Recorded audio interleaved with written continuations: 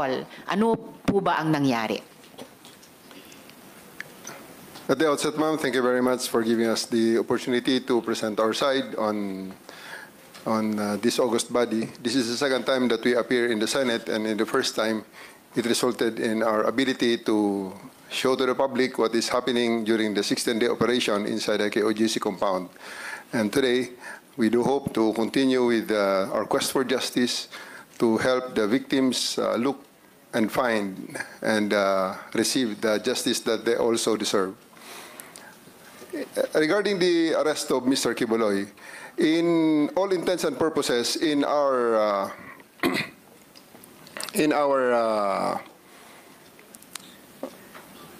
whole operations, he is arrested because he submitted himself to my representative because he has no other options other than submit himself to the custody of the law, because whether he like it or not, he has no other options during the time, because I have 4,500 people around him inside this compound, and 1,200 is concentrated on the two buildings that he has control of. On the part that he is saying that he voluntarily surrendered, it is just on the colloquial and the popular term of this term surrender, because he has no other option. Again, I will stress on that, because all the other units there that provided us with assistance only provided prisoner transport from the place he is arrested to the place where he is detained. So that's I think the synopsis of everything that transpired during that day on September 8th, when he took custody of him to make him answerable to the crimes that he is charged of in various courts in the Philippines. Salamat po, General. And bilang isang sibilyan, isang mambabatas, naiintindihan ko na anuman yung colloquial or popular term na gamitin, ang outcome ay nasa kamay na siya ng ating mga otoridad dahil sa environment na na-create nyo on the ground, no? Kasama itong 4,500 personnel nyo, na yung 1,200 ay dun lamang nakakonsentrate sa dalawang building kung saan siya tumagal, no, ng ilang mga araw. Yes, General. I do believe that the term surrender and arrest is being debated upon. Well, I do believe that the camp of Mr. Quiboloy would like to model the issue on the term the surrender and arrested, because it has great bearing on the criminal case that they are facing, ma'am. So they can use the voluntary surrender term as part of their maybe their defense for and prayer for leniency and cite it as a mitigating circumstance. However, it is not the case, and it was never the case in this situation, ma'am. Well, in any case po, General, tulad ng nagtiwala kami sa PNP na sa tulong ng ibang mga other units na nag-a-assist ay mapapasakamay nyo rin si Mr. Quiboloy, may tiwala rin ang komite ngayon sa Department of Justice na ma-handle alang-alang sa mga victim survivors at alang-alang sa ating bayan yung mga kaso ni Quiboloy. General, ang sabi niyo po ay may mga continuing crimes na nagaganap sa loob ng KOJC compound. At sabi niyo po na may mga iba pang mga biktima na gusto ng PNP pang sagipin. So, pwede po ba kayong mag-elaborate tungkol dito? As of the moment, ma'am, we are partnering with the Department of Justice in building up other cases to be filed against Apollo Quiboloy and his cohorts, his companions. Last week, we have filed sedition and inciting to sedition charges against them through the Department of Justice and with the assistance of the special prosecutors assigned by the DOJ for this case. And there's still continuing build-up on the possible rescue of other people, because we had experienced the extensive brainwashing. Mr. Quiboloy had a head start of around 30 years against the law enforcement, and we are just scratching the top. And I do believe that as time goes by, as people see the fallacies of his declarations, more people and more victims will be having the courage, will summon the courage to actually seek for the redress that the law is ready to give them. Maraming salamat para doon, General Torre. Yun din yung wish ng komiteng ito at napaka-importante yung sinabi nyo na may build-up pa kayo para sa dagdag na possible rescues. Of course, mga adults din at lalong-lalo na siguro yung mga bata tulad nung anak ni Miss Jocelyn na buti na rescue na rin niya, no? At sa tulong din ng DSWD at saka DepEd. Lastly for now, mula sa akin, General Torre, sabi nyo po, may mga humarang sa inyo sa pag-aresto kay Quiboloy. Ito ba'y, halimbawa, kagaya ng paglalagay ng mga fire truck, iba pang sasakyan para harangin yung highway mismo sa labas ng compound. Ito ba'y mga KOJC members din? O meron ding mga opisyal ng gobyerno? Sa tingin nyo ba ay may involvement pati yung local government sa pagprotekta kay Quiboloy? Well, on the direct evidence that we have right now, ma'am, we have seen members and non-members alike who had conspired to prevent us from serving the warrant of arrest for Quiboloy, or at the very least make it very, very difficult for us to actually do our job. And it's not for the persistence and faith of my superiors and the people from the government, and also the cooperation and the blood, tears, and sacrifice of my men, we would not have achieved and overcome that the obstacles that they did to prevent us from achieving the mission. We had experienced roadblock after roadblocks, and in the pressures, especially considering that the compound is very large and the only coverage that we have there is the SMNI, to which we are actually asking YouTube to take down, considering that it's being used to protect a fugitive not only from the Philippines, but also a fugitive of the laws of the United States. So we're asking YouTube to actually take down the channel of SMNI and also Facebook for them to prevent from using those social media platforms as leverage for their illegal activities and criminal activities, basically. And at this juncture, ma'am, I would like to thank the Senate for giving us this chance to show to tell our story, the side of the story, hoping that this is a hearing in aid of legislation, and I do hope that legislation will really be passed to help us and again give leverage to the law enforcement, because I can really feel that in the 16-day operation we have reached the limits of the law, and we have really tested the limits of the law there, and I do believe that we still did everything within the bounds of the law, however difficult it may be. And I do believe that it's time that we also try to adjust the law in the hope that it will be more responsive to the needs of the time, because if we only listen to all those telling us that, especially the lawyers of Apollo Quiboloy, telling us that we are doing things illegally because for 16 days we stay there without a search warrant, citing that the use of the warrant of arrest as basis of our search, and stay there in the compound, which I believe that they are wrong, really gave us this sometimes this sense of doubting ourselves, especially that the propaganda day in and day out is hitting us left and right. And I do think that this opportunity comes, because if we don't adjust and make the law more responsive to the current times, it will create a situation where some people will be definitely beyond the reach of the law.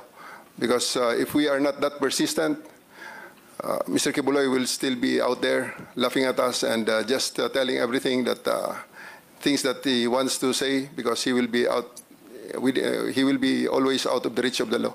So thank you very much, ma'am, for giving us this opportunity to be part of the crafting of more responsive legislation, so that we can be better and more effective in our law enforcement and in the assistance and the implementation of the processes of the laws of the land. Thank you, ma'am. Thank you also, General. And in fact, hindi lang ang Senado, pero iba pang mga institusyon at organisasyon ay nagpahayag ng suporta sa inyong law enforcement operation ng mga linggong iyon. Halimbawa, yung Integrated Bar of the Philippines, Davao. Kahit paglabas ng isang desisyon ng korte doon din sa Davao, inaffirm ng IBP Davao na valid pa rin yung operation ninyo in order to effectively serve the warrant. And yes, kahit tatlo lang kaming miyembro ng komite o ng Senado ay nakadalo ngayong mabagyong araw, pero lahat po kami, yung chair, si majority leader, si minority leader, ay may nakikita talagang halaga nitong pagdinig natin at yung mga partisipasyon ninyo na mga katrabaho namin sa gobyerno in aid of legislation. At may mga tinutukoy talagang mga lumang batas na baka kailangang amyendahan o mga bagong batas na kailangan nating ipasa. Lastly, General Torre, for now from the chair, ang CIDG po ba tumitingin na rin sa alleged killings na allegedly iniutos ni Quiboloy? Yes, ma'am. Given the chance, we'll be presenting the results of our initial investigation.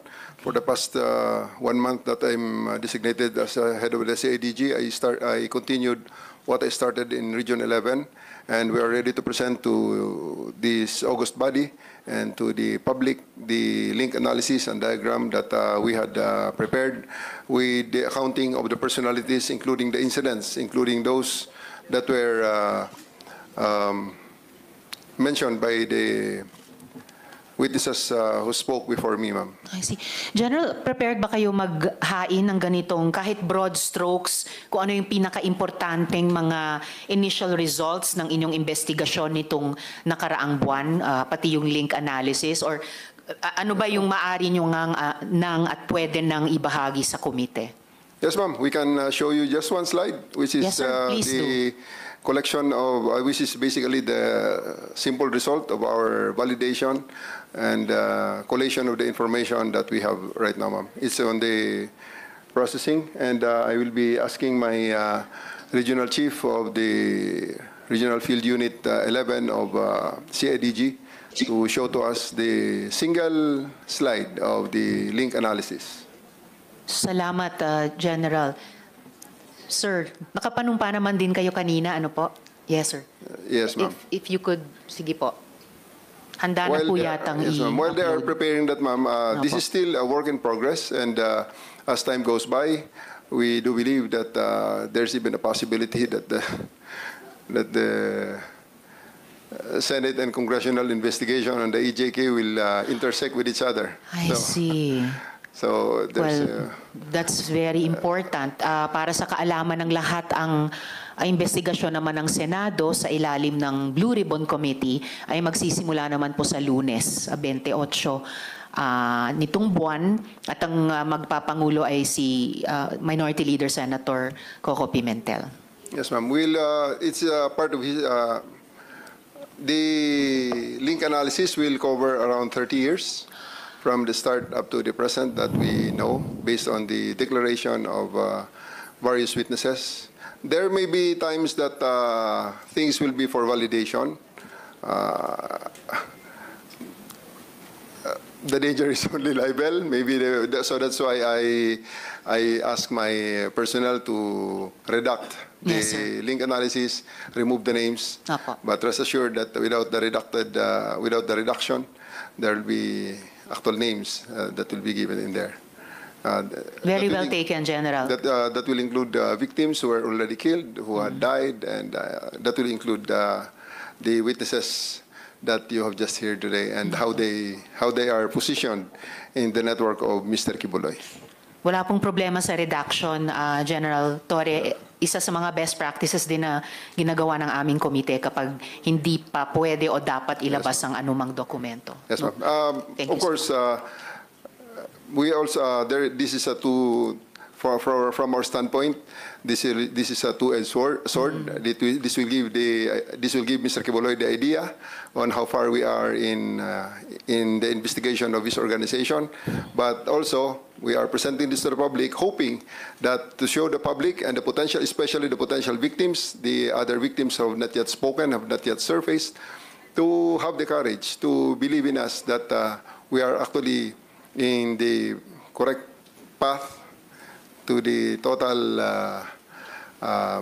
total investigation and comprehensive investigation of the organization of Mr. Kibuloy and his eventual delivery to the Bar of Justice of this land, ma'am. General, magtitiwala po ang chair sa judgment nyo Yes, ma'am. kung ano ang tingin nyo dapat at pwede nyo nang isa publiko without telegraphing any of your punches sa defense team ni Mr. Kibuloy. Yes, ma'am. The chair will respect that po. What you want to and can present in public sa hearing na ito o ano yung gusto nyong isumite na lang muna in writing or dahil mag-adjourn na tayo, wala nang executive session, but I will trust your judgment po. Ano yung gusto nyong ilabas ngayon in public hearing, ano naman yung gusto nyong isumite na lang in writing or totally not submit yet habang work in progress yung investigation. Thank you, ma'am. I would like to acknowledge the immense work of Colonel Hanser Marantan here, the chief of the Davao City Police Office, Yes. to my left. Yes. They had been working closely with Colonel Jean Licod, my regional chief of the Regional Field Unit 11, under the direction of our chief PNP. He had who had given us the instruction to really focus on this operation. Please, we only use the. Please only flash the Jean. Pakibantayan mo na lang yung link diagram lang. Or Link diagram sir, lang. General, while we're waiting for the finalized, redacted and finalized slide, maybe I can pose some questions kay Colonel Marantan. Yes, ma'am. Thank you, General. Colonel,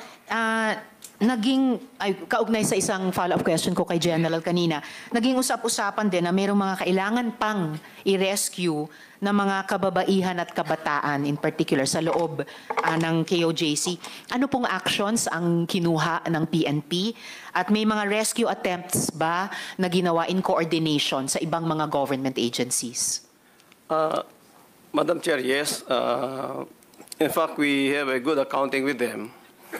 I have prepared some slides there for your appreciation.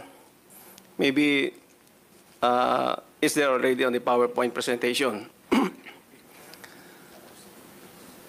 Or baka, Colonel, pwede nating ipakita yung tatlong slides nun Yes. kasabay or pagkatapos nung iisang slide, yung finalized and redacted na link analysis. So kung pwede, magpatuloy lang muna yung verbal na pagtatanong ng chair Yes. sa inyo. Yes, Madam Chair. Salamat, Colonel.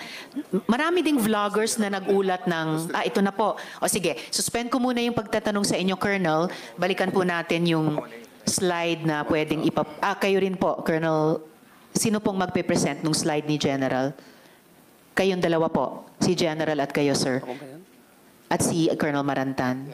All right. So the three gentlemen. Colonel General. Marantan will do the honors, ma'am. All right. Colonel Marantan, you have the floor po. Madam Chair, please allow me to read some lines of this prepared opening statement by the DCPO. So I will cover about 4 slides there and i-cover ko yung magbibigay ng statement mamaya member of the pastoral also. So with that, after nearly a month of daily attempts to arrest Pastor Apollo Kibuloy and his cohorts inside the KOGC compound, which is 30-hectare property in Davao City, on September 8, 2024, he was arrested by the PNP. After various dramas have been witnessed by the public in relation to this arrest, and a number of victims of Kibuloy have slowly surfaced, approached us, and has given significant information about the illegal activities of said personality committed repeatedly over the years. With the painstaking efforts made by the law enforcement agencies, significant revelations were made to our investigators which are relevant to the prosecution of Kibuloy and his illegal activities, particularly in the highly technical scheme qualified trafficking in persons committed by him and his cohorts. These reports were voluntarily offered by the victims to the PNP with high hopes that justice will be served to other victims who were lured by Kibuloy and his victimization.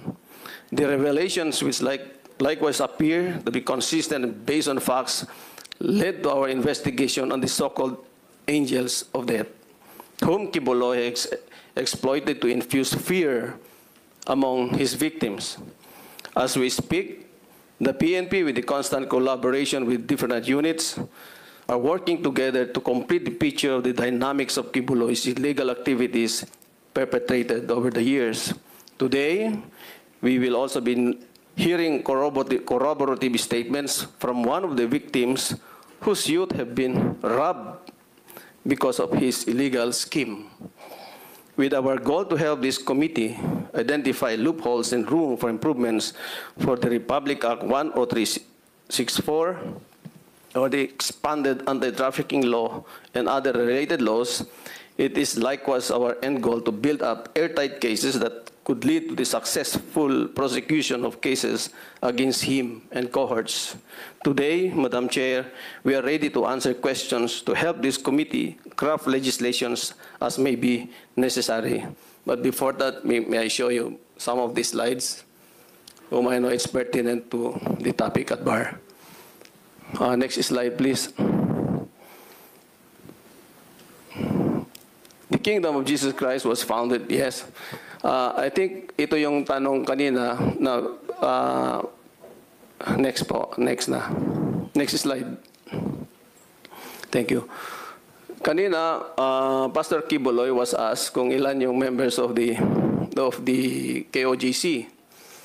And publicly announced that their members have reached about 8 million followers. However, based on the interviews conducted by us, only about less than 8,000 members are believed to be currently active members of the said religious denominations worldwide. And nakita po ninyo sa screen yung breakdown. And these are all, they were all supplied by some of the members akin to the dynamics of KOJC. About 20 countries plus one, the Philippines, about 21 countries ang nailista ho namin dyan. Next slide. Nandyan ho yung mga numero.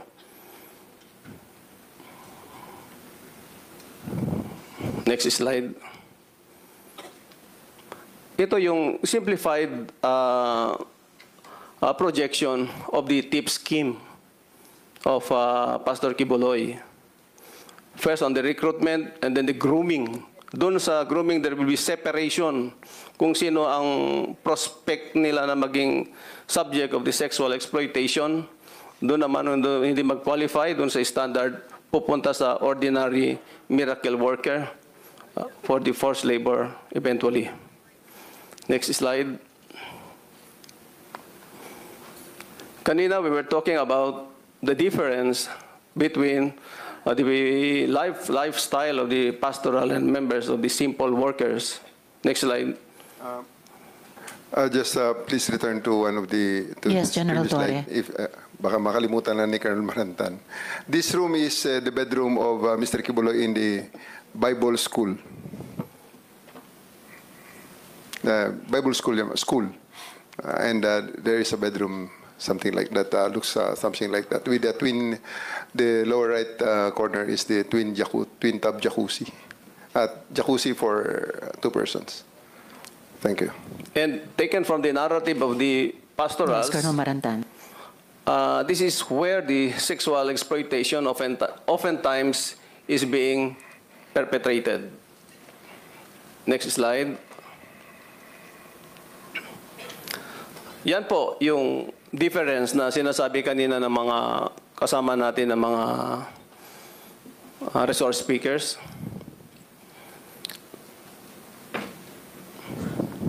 Next slide. On sexual exploitation perpetrated by Kibuloy after victim is groomed and ready for sexual exploitation, and victimization continued repeatedly through the years and by generation. Through his preaching with the inner pastorals per narrative of the former pastorals, Kibuloy aimed to acquire 1,000 women and anchored on the biblical story of Solomon, king of Israel, who had 700 wives and 300 concubines. Next slide. Believed to have victimized around 200 women already. Currently, PNP identified 68 female personalities of different ages whom were victimized by Kibuloy's sexual exploitation, engaged in strict fellowship with the inner pastorals to brainwash them of the purpose of illegal acts. Kibuloy capitalized on the existence of angels of death to sow fear among inner pastorals. Doon pumasok yung matinding compartmentalization na kahit magkakatabi sila, hindi nila alam yung mga nangyari sa kanila. These inner pastorals who subjected themselves on the last rite, which is the performance of sexual activity with the Kibuloy himself. Next slide. Meron ho kaming mga sinundan na mga members of the pastoral. Very fresh pa yung mga experience na they can narrate it. Mamaya ho, maririnig din ninyo yung narrative ni Elias Marie. Next slide. Yung tatlo hong na-invite natin, invited by the Senate, si Stephanie Ibarra,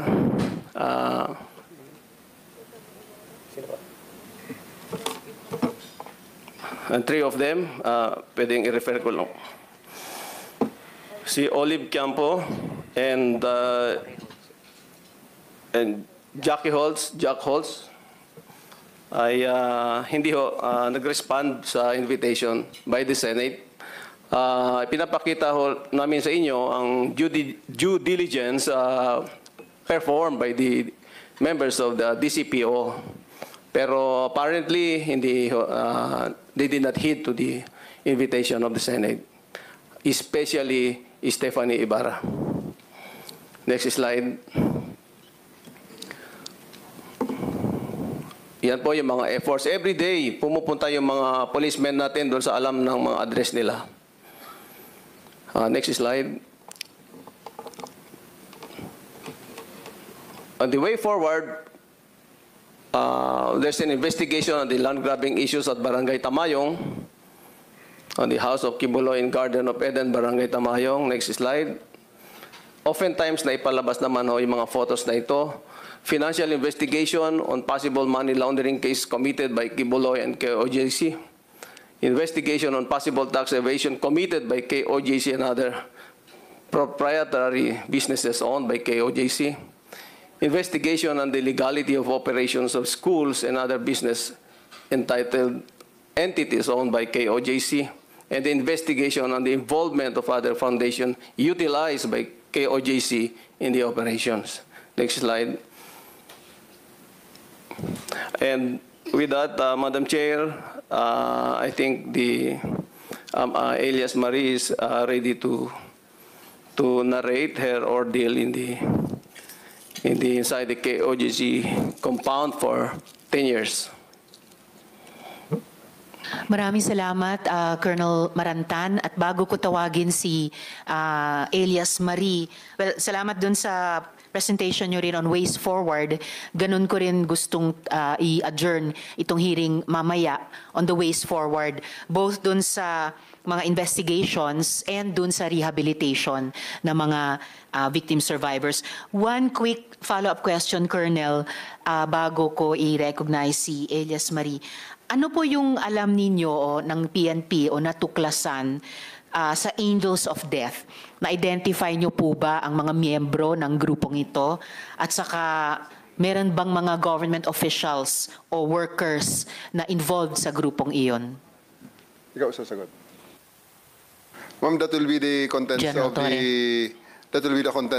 our link diagram that will be presented later on. All right, And thank you, General. also, ma'am, maybe it's just hindi lang na-mention ni Colonel Marantan. The investigation has already extended up to out of the country.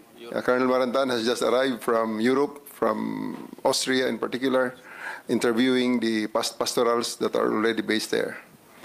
So the investigation is not only limited in the Philippines now. We had already sent agents, and we thank the PNP, our Chief PNP, General Marbil, for supporting us and to go sending officers actually as far as Austria to conduct the investigation. Thank you. Salamat din, General Torre. Mukhang na-upload na yung slide ng link analysis. Gusto nyo bang ipresenta yung pinaka-importanting aspects nito bago ko i-recognize si Elias Marie? I'll give you the opportunity, ma'am, if you will allow us, I'll give the opportunity to Colonel Jean Licod, the Regional Field Unit Chief of CIDG Region 11 based in Davao City. Right, salamat, General. Colonel Likud, you have the floor po to present the Yes. highlights nitong slide. To the chairman, Madam Risa Ontiveros, ma'am, good afternoon. The other members of the Senate and, of course, the distinguished visitors. Good afternoon to everybody. The presentation that I will be making this afternoon is just to support whether or not there is an existence of angels of death. So, if you don't mind, if we could just go back just a little bit to the background, ma'am, so that I can read. Please proceed, Colonel.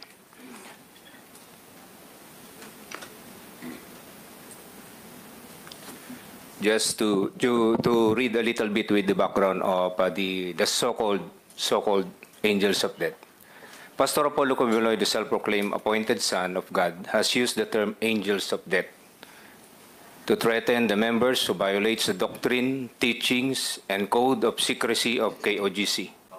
Thus, the angels of death was established in 1990. Apollo Kibuloy handpicked trusted members with background in military and security training to compose the angels of death, which later on utilized as liquidation team to various KOGC locations nationwide. Members reportedly possess firearms and are supervised by Crescente Chavez Canada, or also known as Enteng, and Ingrid Canada.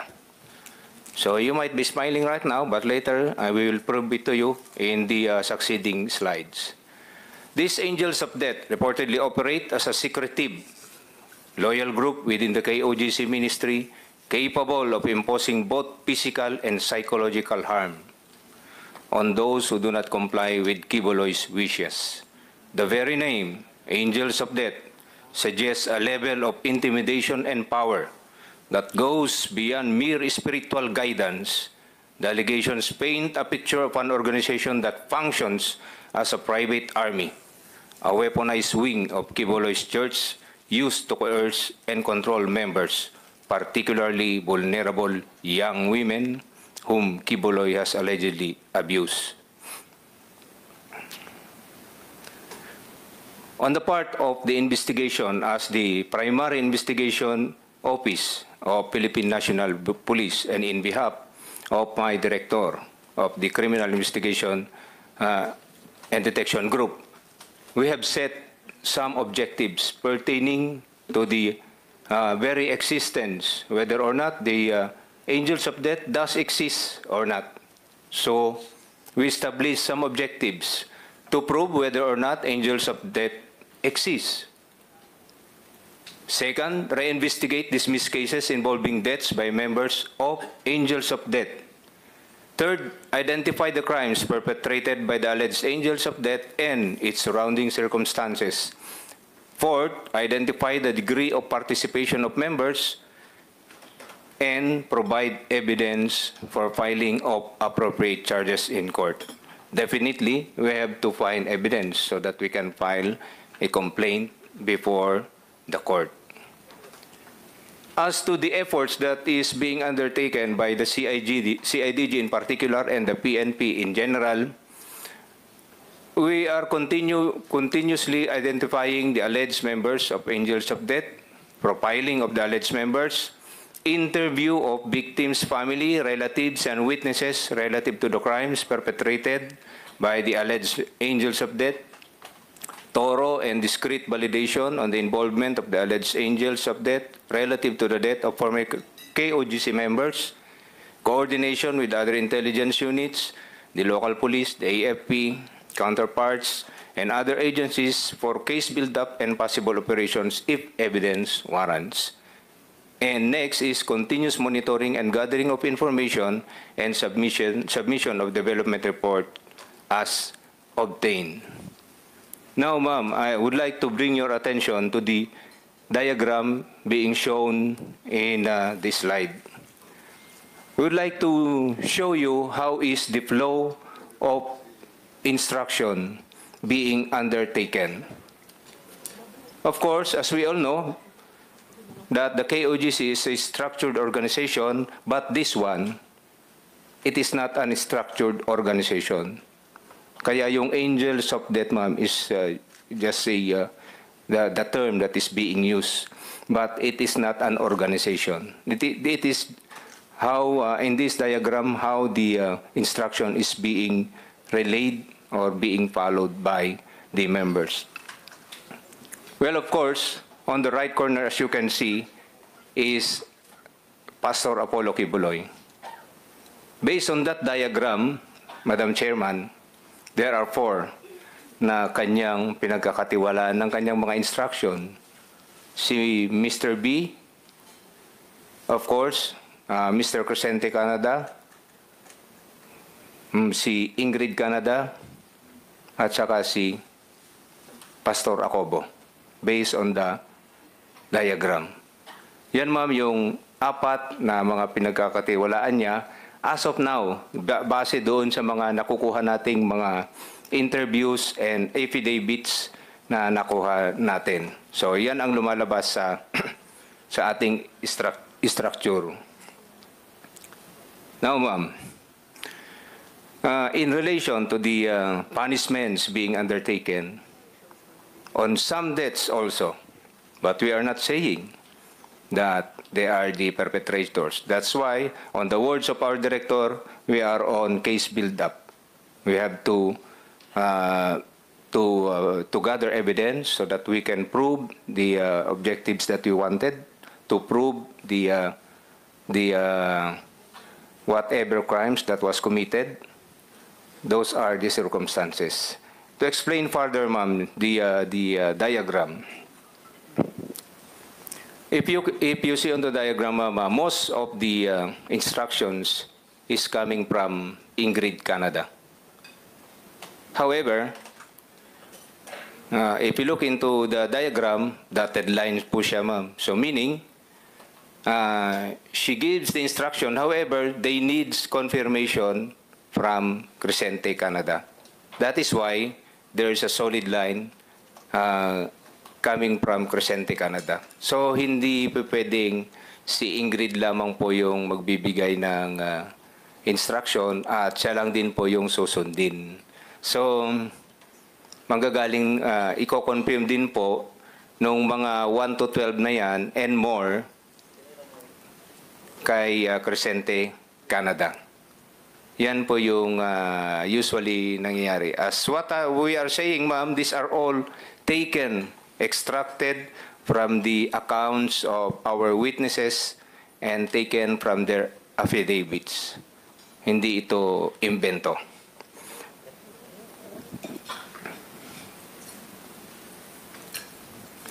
All others, ma'am, yung mga nandyan, ma'am, yung mga nakapula po dyan, ma'am, if you look into that. So, yan, ma'am, yung mga ongoing investigation po natin, yung mga tinakpan po natin na ABC, yan ay mga witnesses po natin, ma'am, and with the indulgence of the committee, Madam Chairman, since this is an ongoing investigation and we're looking into some evidence before we can file a case before the court of law, yan po lang muna yung maipapakita natin sa ngayon, ma'am.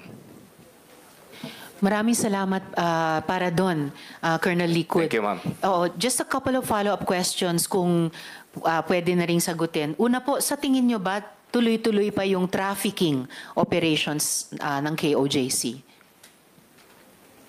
General Torre. Based on our assessment, ma'am, yes, there's still that possibility, although obviously not on the same scale as when Kibuloy is still heading the operations. And with this kind of publicity that the good senator is doing, I believe that this will have a great impact in stopping this illegal activity, ma'am. Sana nga po, General. Salamat. At lastly, at this point in time, sino ang new leader? May impormasyon ba kayo kung sinong lumilitaw na bagong head pastor? As of the moment, ma'am, based on that link diagram, ma'am, you can see there on the upper right corner, Mr. Marlon Acobo. He has been doing that role, ever since I was there. We were there. And I would like to clarify that among the informants that we had, that were covered in that link diagram are people that you actually heard a while ago, ma'am. So those people there are prominently, the people that we heard a while ago are prominently playing a role in that link diagram. Maraming salamat para doon, General Torre at Colonel Marantan at Colonel Likud. So at this point, kung pwede ko nang tawagin yung isa sa mga victim survivors na magsasalita sa atin ngayong hapon, alias Miss Marie. Willing po ba kayo magbahagi ng karanasan mo? Briefly, pero ano yung pinaka-importanting yung kwentong buhay mo na gusto mong sabihin sa aming komite? You have the floor. Good afternoon, Madam Chair, Senator Risa Hontiveros, and everybody present in this hall. Ako, alias Marie Josephine, Filipino, nasa legal na edad at naninirahan sa Davao City. Matapos na makanumpa ng naaayon sa batas ay malaya at kusang loob na naglalahad ng mga sumusunod. Ako ay dating miyembro ng Kingdom of Jesus Christ o KOJC simula nung ako ay grade 5. Naging miyembro ako ng KOJC dahil in-endorse ako ng aking mama matapos siyang maging avid televiewer ni Pastor Kibuloy sa kanyang mga programa at enrollment iyon ng pasukan. Ayon sa kagustuhan ng mama ko, napagdesisyonan niyang ilagay ako sa KOJC para mapunta ako sa safe environment kasi natatakot siya na may mangyari raw masama sa akin kasi may itsura daw ako. Sa pagkakaalala ko, noong June 2013, dinala ako ng mama ko sa KOJC. Nag-attend kami ng Thanksgiving and worship presentation sa KOJC Cathedral. Napaka-welcoming ng mga miyembro ng KOJC sa amin kasi kusa naman kaming nag-attend ng service worship nila.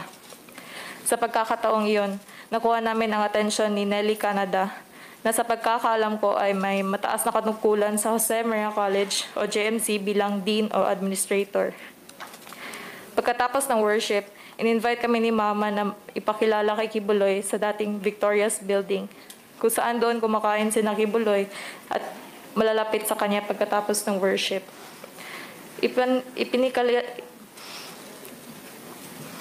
Nelly Canada let us meet Pastor and endorse ako ni Mama kay Kibuloy. Habang kumakain sila Kibuloy, kasama ang mga pastorals sa isang malaking round table, nag-usap ng saglit ang mama ko at si Kibuloy. And Nelly Canada also let me meet Pastor Kibuloy. Sa aking pagkakaalala, 12 years old ako that time. Nasa grade 5 ako noon. Narinig ko si Kibuloy na sinabihan si Nelly Canada na patirahin ako sa dorm. Sa pagkakataong iyon, natuwa ako kasi sa isip ko magkakaroon ako ng freedom since medyo hindi naman kami in good terms ni Mama. Ipinakita sa amin ang mga kwarto doon sa dorm at maayos naman ang mga kalagayan nito. Kinabukasan, kasama si Nelly Canada, kinuha namin ang mga gamit ko sa bahay, sakay ng isang Innova ng KOJC. At simula noon, doon ako pinatira sa loob ng compound. Habang nasa loob ng KOJC, nakatira ako sa dorm, kasama ng ibang mga miyembro. Sa pagkakaalala ko, nag-aaral ako ng grade 5 sa JMC habang binabayaran ng papa ko ang tuition ko, ngunit may discount bilang membro ng KOJC. Sa pang-araw-araw na pamumuhay doon, tinuruan kami na lahat ng gagawin namin ay nakabase sa schedule. Sa umaga, magigising kami para mag-devotional na alas 4 o alas 5. Pagkatapos ng devotional, gagawin namin ang mga assigned tasks o work job na tinatawag kagaya ng pagmamap ng sahig, pagwawalis, pagpunas ng mga furniture sa common area, at paglilinis ng kwarto. Isang house parent namin ang nag-a-assign ng work job. Naalala ko din na kapag gusto namin lumabas ng compound, madaming dadaan ang proseso at hindi sa lahat ng pagkakataon ay mapapayagan lumabas ng compound. Noong senior high ako, pinalipat ako sa ibang quarters kung saan nakatira ang isang leader na kasama ko. Sa panahong ito, nagsisilbi na ako bilang member ng choir. Kalaunan, na-assign ako sa pastoral department. Meron pa din akong work job at minsan nag-serve ng pagkain ni pastor. Sa panahon iyon, napapansin ko parati niya kasama sa kainan si Stephanie Ibarra, na isa ring pastoral sa inner circle. Sa pagkakaalam ko, at alam din ng lahat na paborito ni Pastor si Stephanie Ibarra. Parati kasama ni Kibuloy si Stephanie kahit saan siya magpunta. Mga taong 2017, naimbitahan ako na kumain sa JMC lobby kasama si Kibuloy at ng iba pang mga inner pastoral. Nalaman ko kalaunan na kapag nakakasama ka na sa ganitong groupings ay malapit ka na mapagbilang sa inner pastoral. Naranasan ko ang ganitong routine ng mga ilang buwan. Pagkatapos ng mga ilang buwan, isang gabi, inibita ako ng isang inner pastoral na si Patricia. Sabi niya sa akin, Marie, pinapatawag ka ni Sir kasi sabay daw tayo maghilot, be presentable. Pagkatapos noon, nag-prepare ako, nagligo ako at inayos ko ang aking sarili. Sinamahan ako ni Patricia sa isang private theater ni Kibuloy. Pagdating ko doon, nakita ko si Jacqueline Roy at ibang inner pastoral na nag-aabang sa anumang iutos ni Kibuloy. Habang siya ay nakaupo sa kanyang recliner chair habang nanonood ng movie. Pagdating namin doon, binulungan ako ni Patricia na pumesto sa may kaliwang paa ni Kibuloy. Hinilot ni Patricia ang kanang paa habang ako ay nagsimula na maghilot sa kaliwang paa. Si Jacqueline Roy naman ang nagmamasahe sa balikat ni Kibuloy. At sa pagkakataong iyon, naramdaman ko na privilege ako. Kasi hindi lahat may opportunity na makasama si Kibuloy or ang itinuturing namin na anak ng Diyos or appointed son. Sa tuwing nagtotestify ang mga inner pastoral sa worship or may event or team building, parati sila nagpapasalamat sa pribilehiyo na binigay ni Kibuloy sa kanila. Kaya iyon ang nakatatak sa isip namin ng mga membro.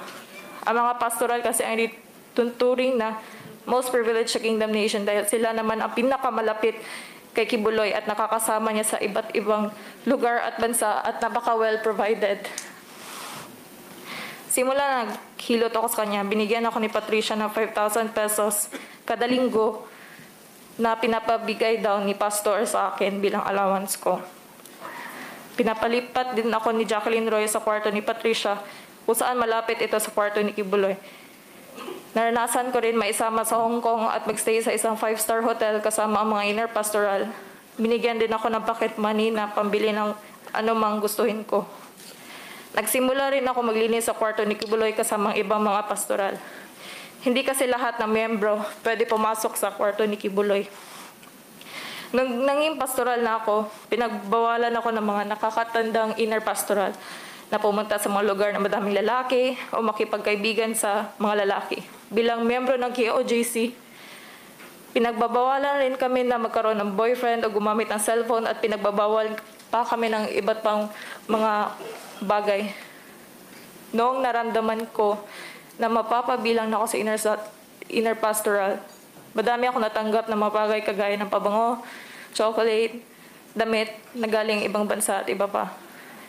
Ulit-ulit na lang ang ganitong routine sa aking buhay ng ilang taon sa loob ng KOJC compound noong February 2023. Dahil sa kagustuhan kong makapag-aral ng kolehiyo sa labas at sa paniwala ko naman may kakayanan akong makapag-aral, lumayas ako sa KOJC compound at hindi na bumalik doon. Noong araw na mismo na iyon, pumunta ako kay Patricia Dahil alam kong lumayas na din siya sa KOGC compound sa panahong iyon. Doon ko nalaman na inutusan siya ni Jacqueline Roy na ihanda ako para maging membro ng Inner Pastoral. Sinabi ni Patricia na kinausap din siya ni Kibuloy para ihanda ako na maging membro ng Inner Circle. Inamin din niya na si Kibuloy Inamin din niya na lahat ng akusasyon na sexual exploitation laban kay Kibuloy na inaakusa ng mga lumabas na pastoral ay totoo. Inamin din ni Patricia na inaalay nila ang katawan, isip, kaluluwa at spirito nila kay Kibuloy para sa mga sexual na gawain at paghihilot ay umpisa lang ng duty sa pagiging inner circle pastoral. Ayon sa kanya, sabi ni Patricia, dito sa panahong ito, sinisubukan ni Kibuloy kung handa na ba ang isang inner pastoral para ialay ang katawan, isip at kaluluwa para sa kanya. At nung nalaman ko iyon, nagtampo ko kay Patricia kasi pakiramdam ko, ilalagay niya pala ako sa kapamakan. At hindi niya ako sinabihan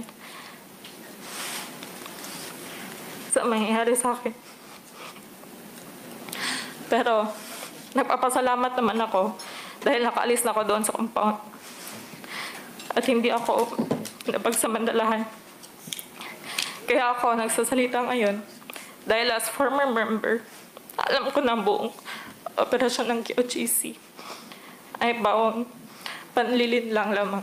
Yun lang po, Madam Chair. Maraming salamat sa iyo, Marie. Ilang follow-up questions lang, okay? Kung maaari.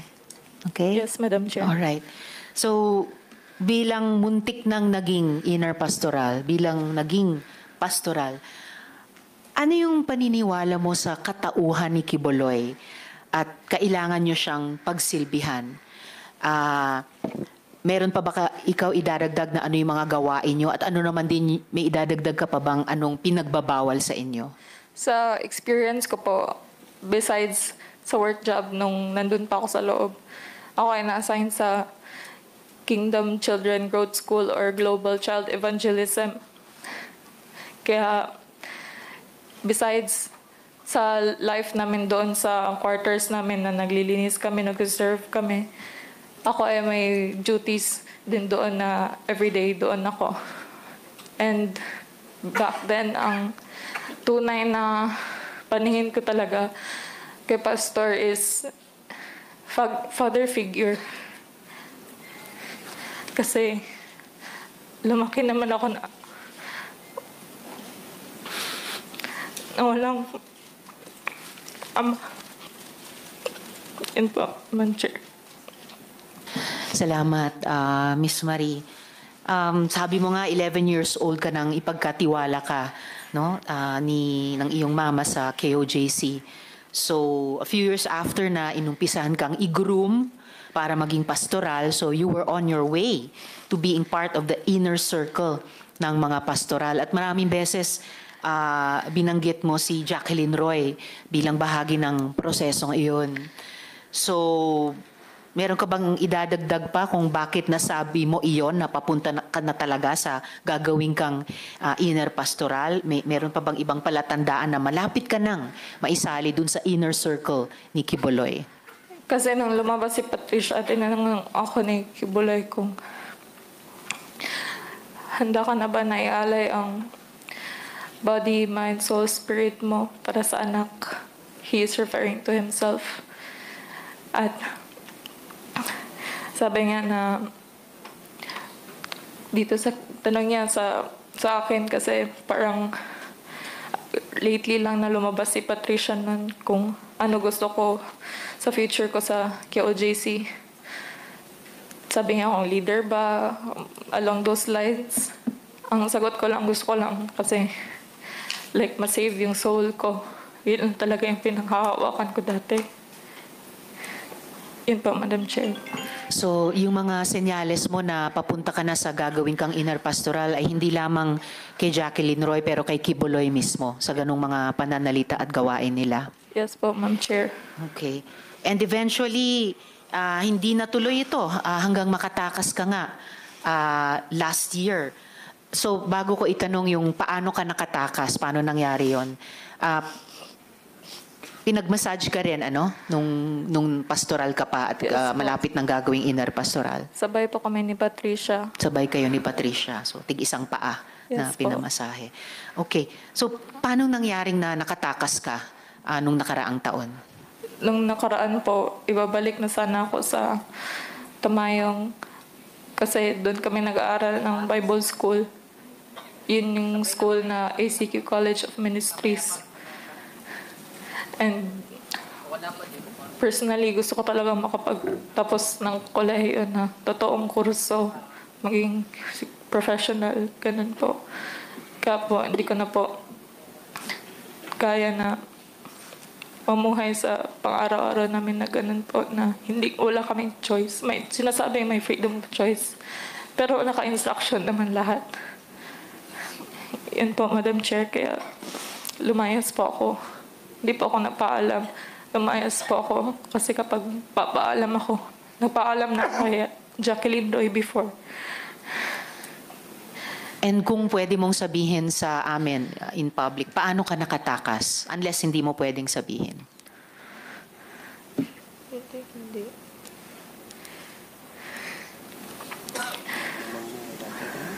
Okay lang, kung hindi kaya, sabihin mo lang sa akin kung kaya mong sabihin or hindi. I beg po, Madam Chair, na hindi po sasabihin. Okay. So at least hindi mo sabihin in public. Huling tanong ko sa iyo sa ngayon, no, Miss Marie, at sinabi din ito ng ibang mga resource persons natin, pati mga magulang, maraming mga bata ang nasa poder ng kingdom. Dahil bata ka pa nung nag-umpisa sa KOJC, ano yung mga obserbasyon at mga nalalaman mo na mga nangyayari sa mga batang miyembro? Isa po sa mga na-observe ko po doon, like recently lang po last year, may case po about sa bata sa Indangan na sexually molest siya ng isang LGBTQ na member. Lalaki po siya na bata. Nurse po siya supposedly. Tapos I don't know po kung na-raise nila to legally. Okay.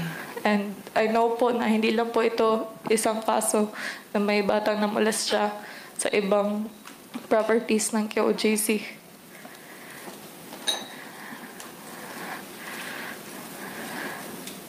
Okay, maraming salamat, Miss Marie. So, paki-stay on hanggat mag-adjourn tayo ng pagdinig just in case may iba pang at kaugnay na tanong sa iyo. Okay? Maraming salamat. Ituloy mo yung pangarap mong makapagtapos at i-pursue yung profesyon na iniisip mo para sa sarili mo.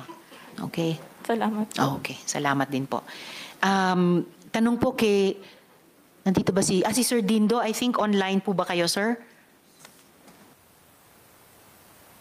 Yes, Sir Dindo, naririnig niyo po ba kami?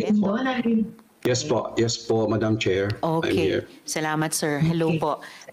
Ilang mga tanong lamang po sa inyo siguro, or meron po ba kayong maikling mensaheng gustong ibigay sa aming komite? Although, baka Sir Dindo, dahil bigay na po kayo ng testimonya nung naunang hearing, maaari 2 follow-up questions mula sa akin sa ngayon.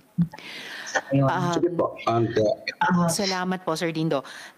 Ganong kalawak na phenomenon yung marriage fraud? Common practice po ba yon sa loob ng kingdom? Opo, Madam Chair. Magandang hapon po pala. Good afternoon, everyone, especially Madam Chair, and also the other senators that are also doing online, and even for all the guests that is present in your forum right now. Yes, I think it's really widely practiced because it's from Toronto, Canada to Vancouver. So meaning to say it's from the East Coast to the West Coast.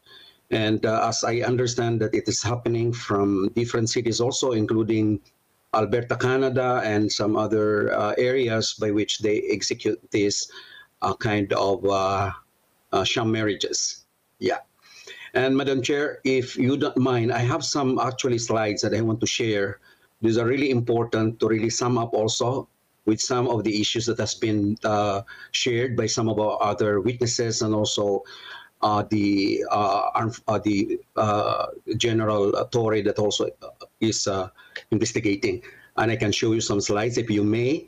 I would like to share this. Now, I would like us to Especially know that I that think Sir nothing Dindo, happens. I think Sir Dindo, Yeah. yung presentation yung kaugnay din ng money laundering, ano po. So please do proceed Yes, with I your have. slides. I Sige have po, those. you have the floor. Thank you so much, Madam.